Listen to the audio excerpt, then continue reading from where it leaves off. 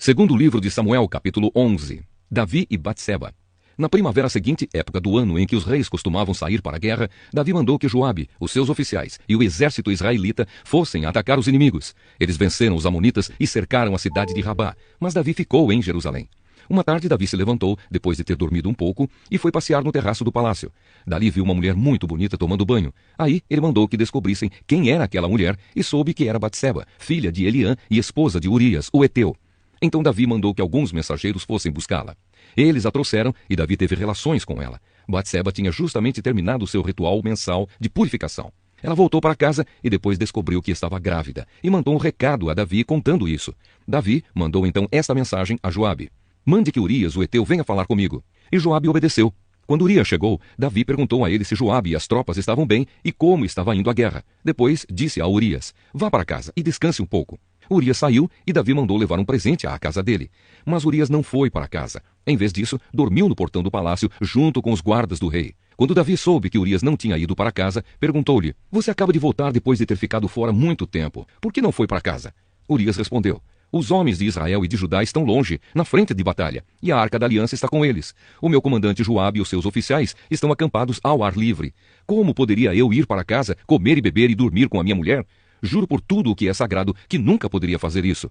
Então Davi disse: "Fique aqui o resto do dia. Amanhã eu o mandarei de volta." E Urias ficou em Jerusalém naquele dia e no dia seguinte. Davi convidou-o para jantar e fez com que ele ficasse bêbado. Mesmo assim, Urias não foi para casa naquela noite. Em vez disso, dormiu no seu cobertor, no quarto da guarda do palácio. Na manhã seguinte, Davi escreveu uma carta a Joabe e a mandou por Urias. Davi escreveu o seguinte: "Ponha Urias na linha de frente, onde a luta é mais pesada. Depois se retire e deixe que ele seja morto." Por isso, enquanto estava cercando a cidade, Joabe mandou Urias para um lugar onde sabia que o inimigo estava mais forte. As tropas inimigas saíram da cidade, lutaram contra as forças de Joabe e mataram alguns oficiais de Davi, e Urias também foi morto. Então Joabe mandou a Davi notícias da batalha. Ele disse ao mensageiro o seguinte: "Se depois de você contar ao rei tudo sobre a batalha, ele ficar zangado e perguntar: 'Por que vocês chegaram tão perto da cidade para lutar com eles? Não viram que eles poderiam atirar flechas do alto da muralha?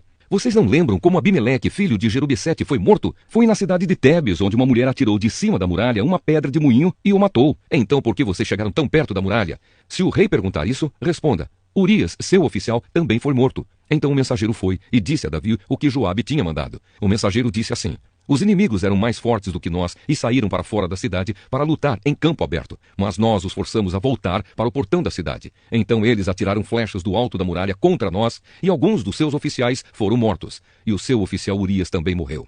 Davi respondeu ao mensageiro: "Anime Joabe e diga-lhe que não fique preocupado, pois numa batalha nunca se sabe quem vai morrer. Diga-lhe que ataque com mais força até conquistar a cidade." Batseba soube que o marido tinha morrido e chorou por ele. Depois que passou o tempo de luto, Davi mandou trazê-la para o palácio. Ela se tornou sua esposa e lhe deu um filho, mas o Senhor não gostou do que Davi tinha feito. Segunda carta aos Coríntios, capítulo 4. Tesouros espirituais em potes de barro. Deus, na sua misericórdia, nos deu essa tarefa, e é por isso que nunca ficamos desanimados. Nós rejeitamos tudo o que é feito escondido e tudo o que é vergonhoso.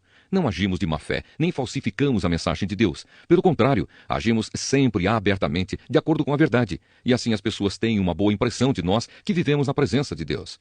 Porque se o evangelho que anunciamos está escondido somente para os que estão se perdendo. Eles não podem crer, pois o Deus deste mundo conservou a mente deles na escuridão. Ele não os deixa ver a luz que brilha sobre eles, a luz que vem da boa notícia a respeito da glória de Cristo, o qual nos mostra como Deus realmente é. Pois nós não anunciamos a nós mesmos, nós anunciamos Jesus Cristo como o Senhor e a nós como servos de vocês por causa de Jesus. O Deus que disse que da escuridão brilhe a luz é o mesmo que fez a luz brilhar no nosso coração. E isso para nos trazer a luz do conhecimento da glória de Deus que brilha no rosto de Jesus Cristo. Porém, nós que temos esse tesouro espiritual, somos como potes de barro, para que fique claro que o poder supremo pertence a Deus e não a nós. Muitas vezes ficamos aflitos, mas não somos derrotados. Algumas vezes ficamos em dúvida, mas nunca ficamos desesperados. Temos muitos inimigos, mas nunca nos falta um amigo. Às vezes, somos gravemente feridos, mas não somos destruídos. Levamos sempre no nosso corpo mortal a morte de Jesus, para que também a vida dele seja vista no nosso corpo. Durante a vida inteira estamos sempre em perigo de morte por causa de Jesus, para que a vida dele seja vista neste nosso corpo mortal. De modo que a morte está agindo em nós e a vida está agindo em vocês. As Escrituras Sagradas dizem: "Eu criei e por isso falei." Pois assim nós, que temos a mesma fé em Deus, também falamos porque cremos, pois sabemos que Deus, que ressuscitou o Senhor Jesus, também nos ressuscitará com ele e nos levará, junto com vocês, até a presença dele. Tudo isso aconteceu para o bem de vocês, a fim de que a graça de Deus alcance um número cada vez maior de pessoas e estas façam mais orações de agradecimento para a glória de Deus. Viver pela fé. Por isso nunca ficamos desanimados. Mesmo que o nosso corpo vá se gastando, o nosso espírito vai se renovando dia a dia. E essa pequena e passageira aflição que sofremos vai nos trazer uma glória enorme e eterna, muito maior do que o sofrimento, porque nós não prestamos atenção nas coisas que se veem, mas nas que não se veem, pois o que pode ser visto dura apenas um pouco, mas o que não pode ser visto dura para sempre. Ezequiel, capítulo 18. Cada um responde por si. O Senhor me disse o seguinte: por que será que na terra de Israel o povo vive repetindo o ditado que diz: os pais comeram uvas verdes, mas foram os dentes dos filhos que ficaram ásperos? Juro pela minha vida, diz o Senhor Deus, que vocês nunca mais repetirão esse ditado em Israel. Pois a vida de todas as pessoas pertence a mim. Tanto a vida do pai quanto a vida do filho são minhas. A pessoa que pecar é que morrerá. Imaginem que exista um homem verdadeiramente bom, correto e honesto. Esse homem não adora os ídolos dos israelitas, nem come a carne dos sacrifícios oferecidos em templos proibidos. Ele não seduz mulheres casadas, nem tem relações com mulher durante as regras. Não engana, nem rouba ninguém. Devolve aquilo que lhe foi dado como garantia de empréstimo. Dá comida a quem tem fome e roupa a quem está nu. Quando empresta, não cobra juros altos. Recusa-se a fazer o mal e, em qualquer questão, as suas decisões são justas. Obedece aos meus mandamentos e guarda cuidadosamente as minhas leis. Esse homem é correto e viverá, diz o Senhor Deus. Imaginem também que esse homem tem um filho que rouba, mata e faz coisas que o pai nunca fez. Esse filho come a carne dos sacrifícios oferecidos em templos proibidos e seduz mulheres casadas. Engana os pobres, rouba e fica com aquilo que lhe foi dado como garantia de empréstimo. Ele vai a templos pagãos, adora ídolos nojentos e empresta dinheiro a juros altos. Será que ele vai viver? Não, não vai. Ele fez todas essas coisas vergonhosas e morrerá por causa delas. Esse filho será culpado da sua própria morte. Agora, imaginem que, por sua vez, esse filho tem um filho. Esse filho vê todos os pecados que o pai cometeu, mas não segue o seu exemplo. Não adora os ídolos dos israelitas, nem come a carne dos sacrifícios oferecidos em templos proibidos. Não seduz mulheres casadas e não explora nem rouba ninguém. Ele devolve aquilo que lhe foi dado como garantia de empréstimo. Dá comida a quem tem fome e roupa a quem está nu. Ele se recusa a fazer o mal e não empresta dinheiro a juros altos. Guarda as minhas leis e obedece aos meus mandamentos. Ele não morrerá por causa dos pecados do pai. É certo que viverá. O pai dele enganou e roubou e só prejudicou os outros. Por isso, morreu por causa dos seus próprios pecados. Mas vocês perguntam, por que é que o filho não sofre por causa dos pecados do pai? A resposta é esta. É porque o filho fez o que era correto e bom. Ele guardou as minhas leis e as seguiu cuidadosamente, e por isso é certo que viverá. Aquele que peca é que morre. O filho não sofrerá por causa dos pecados do pai, nem o pai por causa dos pecados do filho. A pessoa boa será recompensada por fazer o bem, e a pessoa má sofrerá pelo mal que praticar. Se um homem mau parar de pecar, se guardar as minhas leis e se fizer o que é certo e bom, não morrerá. É certo que viverá. Todos os seus pecados serão perdoados e ele viverá porque fez o que é certo. Vocês pensam que eu gosto de ver um homem mau morrer? Pergunta o Senhor Deus. Não, eu gostaria mais de vê-lo arrepender-se e viver. Mas se um homem correto deixar de fazer o bem e começar a fazer todas as coisas más e vergonhosas que os homens maus fazem, será que ele vai continuar a viver? Não. Nenhuma das boas ações que ele praticou será lembrada. Ele morrerá por causa da sua infidelidade e dos seus pecados.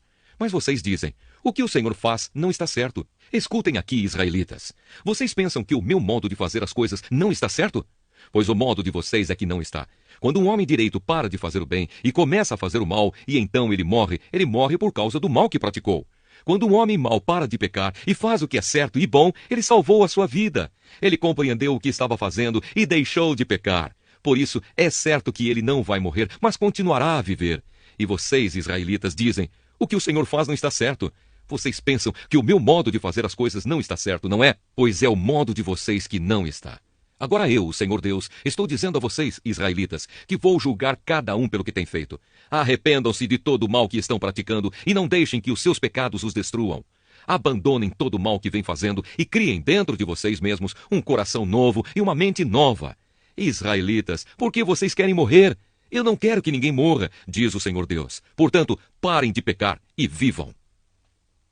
Salmo 62. Somente Deus. Salmo de Davi ao regente do coro para a confissão.